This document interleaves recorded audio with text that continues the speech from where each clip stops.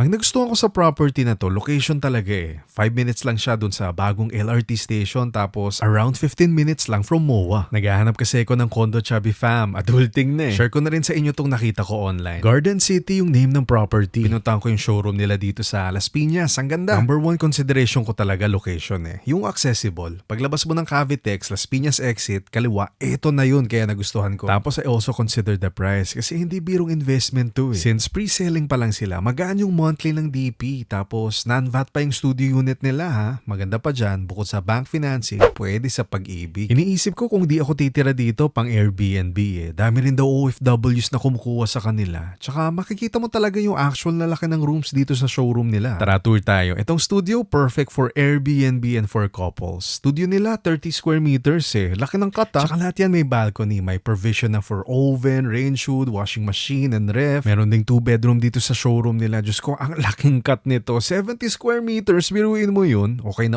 ako dito. Pang pamilya talaga. Laki ng living area. Dalawa yung toilet and bath. Spacious yung kitchen, hallway, tsaka yung kwarto. Maganda pa dyan, every unit comes with a free split type aircon na. Parang gusto ko na nga pumirma no, narinig ko yun. And yung design ng property, very me eh. Aesthetic, modern and classy. Tsaka busog ka sa amenities dito. 15 yung nabilang ko eh. Kasama na dyan yung 3 pool. May covered heated lap pool sila. Indoor-outdoor gym, EV shuttle service, tsaka EV charging stations. Tsaka maganda dyan, mid-rise lang siya ha, para sa mga takot sa mataas na floors dyan. Kasi 18 floors lang to per building. Bale, 6 towers yan, 5 residential, tapos isang commercial. Magkakaroon din dyan ng restaurants tsaka mga stores pag nagawa na. Para sa mga naghahanap ng investment dyan, ito, share ko na sa inyo. Ito yung website nila kung gusto nyo rin mag-inquire.